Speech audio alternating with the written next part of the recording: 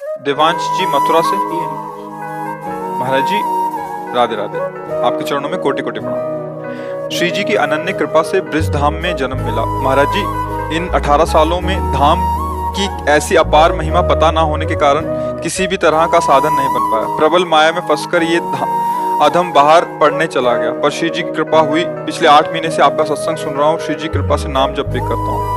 महाराज जी कृपा करके इस मन पर शासन करें, ये सुबह ब्रह्म मुहूर्त में उठने ही नहीं देता, उससे नाम जप में पूरा नहीं हो पाता। और आपकी लगन कमजोर हो बच्चा, नहीं हमारा मन सोने नहीं देता, आप क्या बताओ। तुम्हारा मन उठने नहीं देता, हमारा मन सोने नहीं देता। अभ्यास योग युक्तेन चेतसा नान्यगामी। जिसे शरीर बहुत क्लिष्ट रोग से युक्त है, तो जैसे डायलिसिस हुआ शाम तक, डायलिसिस के बाद जो हालत होती है वो ऐसी होती है, अब कुछ शरीर में भारी भड़कन, कुछ खाने की इच्छा नहीं, 11-12 नींद ही नहीं। अब अगर थोड़ी आनी शुरू हुई तो हमारी 2 बजे से दिनचर्या, हम तो 1:30 बजे में जगना है। अब अगर हम सोते हैं तो फिर जग नहीं पाएंगे। 1:30 बजे उठे, आप बैठे, पानी गर्म हुआ मिला, और 2 बजे शौच स्नान के लिए बाथरूम, दिनचर्या 2:45 बजे तो यहाँ आ जाते हैं। क्या हुआ? हमने नींद लेने का बहुत अभ्यास किया, तो आंख नहीं खुल रही, और नींद पर बचपन से उस पर शासन हुआ, तो वो हमसे कहती राधे राधे। अब उससे कोई परेशानी, थोड़ा तो शरीर है ना प्राकृतिक, पर अब ऐसी परेशानी नहीं होती कि सत्संग छूट गया, भजन छूट गया, अब तो हम विक्षिप्त, ऐसा नहीं होता। तो ऐसे ही आप अभ्यास कीजिए। आजकल तो सुविधा है, अलार्म लगा लीजिए, तो आपको जगा देगा, आप जग गए। आप दिनचर्या करें, कुछ दिन बाद बिना अलार्म के जग जाएंगे। अपने लोगों की ऐसी दिनचर्या थी की, मतलब अगर आप घड़ी से देखो तो 5 मिनट का अंतर है, तो हम नहीं कह सकते कि ऊपर नीचे, ठीक राइट टाइम अपने आप आंख खुलेगी अपने आप। अब बचपन से अभ्यास रहा है ना, ठीक 2 बजे हमारी दिनचर्या, आज की नहीं, ये 20 वर्ष की। जब मान लो सत्संग सब नहीं चलता था, तो सुबह स्नान करके 2 बजे वृंदावन की परिक्रमा, सूर्योदय होते होते मंगला होकर फिर गुरु जी की सेवा में, ऐसा। तो हम अभ्यास कमजोर कर रहे हैं। किसी किसमें आशीर्वाद की जरूरत है, अभ्यास कीजिए। आप शाम के जब रात्रि में सोए ना, भगवत चिंतन करते हुए, और आप टाइम अपने माइंड पे स्थापित कीजिए, मुझे 4 बजे जगना ही है। 4 बजे आपकी घंटी बज जाएगी दिमाग की, फिर आप करवट लेके सो जाओ, वो आपकी बात अलग है। अगर आप सच्चा संकल्प करेंगे तो आप देखना जग जाएंगे, क्योंकि अंदर ही भगवान बैठे हुए, चेतना था 4 बजे। और आप 1 साल अभ्यास कर लीजिए 4 बजे, फिर इसके बाद आपको 4 बजे के बाद नींद ही नहीं आएगी, आपको नींद खुल जाएगी। अभ्यास योग युक्त, ये नींद है, भोजन है। अब जैसे भोजन है, रोज आप आधा कवल बढ़ाते चले जाइए, धीरे धीरे डाइट बहुत अच्छी बढ़ती चली जाएगी, और आप घटाते जाइए, तो 1 रोटी 2 रोटी में आपका काम चलने लगेगा। 2 रोटी दाल, संयम नियम से चलो, बहुत अल्प आहार करने लगोगे, स्वस्थ शरीर रहेगा। और आप आहार बढ़ाते चलो, तो ऐसे लोग भी देखें कि ज्यादा शरीर में वजन नहीं है, पर उतना भोजन उठा जाते हैं। हाँ, रोटी ऐसे ही इतनी, मतलब गिन के नहीं, बीता से ना, हमने देखा है, मतलब वैसे। और कोई ऐसी खास शरीर में बल कि भाई बहुत कुंतलों उठा लेते हैं, ऐसा नहीं। अभ्यास, तो भोजन का अभ्यास, भोग का अभ्यास, नींद का अभ्यास। गलत कर लिया तो गलत, अच्छा कर लिया तो अच्छा। अब जैसे संयम, ब्रह्मचर्य, वर्षों, स्वप्न दोष भी नहीं होगा। आपने आदत बिगाड़ ली तो अब ना करो तो भी आपका ब्रह्मचर्य नहीं रहेगा। अभ्यास, हम गलत अभ्यास कर रहे हैं तो हम परिणाम में दुखी होंगे, परिणाम में हम नीचे गिरेंगे। अच्छी अभ्यास करें। उचित नींद, अब जैसे बालक को 6 घंटा आपको सोना ही है, 24 घंटे में 6 घंटे आपकी नींद के लिए पर्याप्त है। साधक के लिए 4 घंटे, बहुत शिथिल तो 5 घंटे, अच्छे साधक के लिए 3 घंटे। 3 घंटे में 24 घंटे की खुराक बिल्कुल फिट हो जाएगी इंद्रियों में। अब जो 12-12 घंटे सोते हैं उनको क्या बताएं। अब कुछ ऐसे कि खाए पिए सोए, अगर दिन भर न बोलो तो सोते ही रहे। अभ्यास है, आप सोने का अभ्यास कर लो तो उसका अभ्यास हो जाएगा। अभ्यास है बच्चा, अभ्यास ठीक कर लो तो आपकी दिनचर्या ठीक हो जाएगी। महाराज जी इसी विषय और एक तो प्रश्न आते हैं कि जो रात को लेट नौकरी से आते हैं, फिर महाराज जी वो सुबह थोड़ा सा लेट उठ सकते हैं महाराज जी? कै बजे तक रात में? जैसे रात को 11-12 बज गए, नौकरी से खाने पीने में, फिर सुबह लास्ट जी मेरी 2 बजे तक ड्यूटी रहती थी बाहर। अच्छा, मैं 12 बजे से 2 रात को नाइट शिफ्ट हो गई तुम्हारे जी, इनके लिए तो अलग विधान हो गया हमारा जी। ये मतलब ब्रह्म मुहूर्त में उठे बच्चे। हाँ, अब जैसे रात्रि में ड्यूटी करते हो तो 6 घंटे तो सोना ही पड़ेगा, क्योंकि शरीर जो श्रम युक्त है, तो अब उसको फिर दिन में तो छुट्टी होती होगी, मतलब उसको समय तो ऐसा थोड़ी होता हो कि साधारण दिनचर्या वाली ड्यूटी में फिर जाना, ऐसा तो नहीं होता होगा। रात वाली ड्यूटी के लिए मतलब दिन वाला तो फुर्सत होगी, तो होता होगा ऐसा। अब हम तो कभी की नहीं, तो हमें पता है। ना नाइट और ना दिन की, रात दिन की ड्यूटी एक ही रही है। राधा वल्लभ सिंह, हरिवंश सिंह, प्रहलाद सिंह बच्चन हमारी। तो 6 घंटे सोने के लिए विधान जैसे है, तो अगर आपको पैसा कमाने की इच्छा हो तो उसके बाद भी ओवर टाइम कर सकते हैं, आप ड्यूटी कर सकते हैं ना।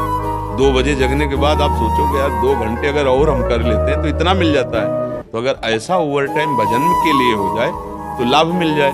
अब आप 6 घंटे सोने के निकाल लो।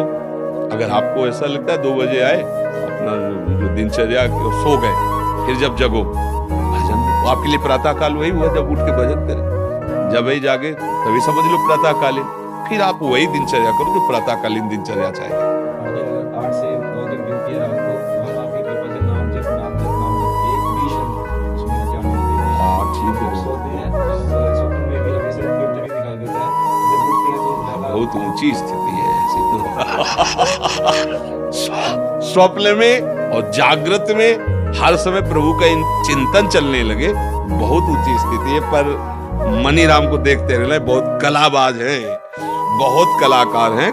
कभी कभी हमको सिद्ध अनुभव करा करके वो ऐसी जगह खड़ा कर देते हैं जहां लगता है कि यार तुम बहुत धोखे में डाल दिए हमें, ऐसा लगता है। अपने लोग क्या है ना कि इसके साथ बहुत खेल करे हैं, युद्ध, तो इसकी हर हरकत को पता है।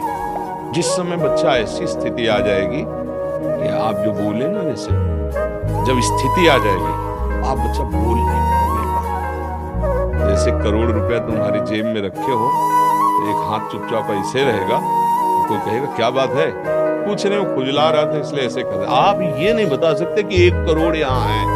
अगर नाम जब चलने लगा, ऐसी स्थिति आने लगी, तो इतना आप भयभीत हो जाएंगे बताने में, आप कह नहीं पाएंगे। और आपको ये अनुभव होगा कि जैसे भजन होना चाहिए हो नहीं। प्रभु मुझ नीच पर कब ऐसी कृपा होगी तो मेरा ऐसा भजन हो जाए। अभी क्या है, कृपा से हो रहा है, तो अहंकार में स्वीकृति हो रही, इसलिए टिकाऊ बात नहीं बच्चा। भजन करने वालों के हृदय में ऐसी भजन की भूख पैदा होती है कि रात दिन करने पर भी उन्हें रोना आता है कि प्रभु कब मुझसे ऐसा भजन होगा जैसा संतों ने किया, और रात दिन भजन कर रहे हैं। समझ लो ना बच्चा, यहाँ आए हो ना, बहुत कृपा पात्र हो, तो अवास्तविक तुम्हारी स्थिति ऐसी हो जाए कि जागृत स्वप्न सुषुप्ति स्फुरत में राधा पदार्थ छटा, चाहे जग रहे हो या सो रहे हो या स्वप्न में हो, लाडली लाल के साथ आपका मन सावई मना कृष्ण पदार्थ। कभी अब कहना नहीं, और अभ्यास बढ़ाते चले जाओ। जो हो रहा है नाम जब, वो श्री जी की कृपा से हो रहा है, गुरु जी की कृपा से हो रहा है। कहने से ये बात हट जाती है, अहम पुष्ट होता है, चुपचाप अंदर ही रहता है। अब या तो आप जानते नहीं थे या आप करते नहीं, ये तो डर लग जाएगा। अपनी कोई चेक किसी को दिखाएगा तो पैसा दिखाएगा, हीरा जवाहरात दिखाएगा क्या?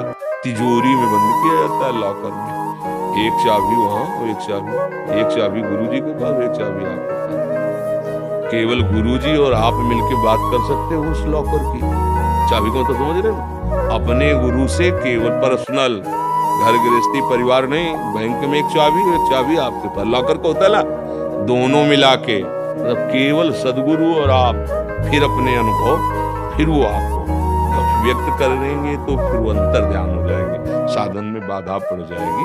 बहुत कृपा पात्र हो, चल रहे हो, आगे और बढ़ो, गुप्त रखो अंदर के बाद, और 6 घंटे विश्राम सोने के करके फिर पाठ भजन जो भी जैसी दिनचर्या हो घर गृहस्थी की, वो भी भजन है।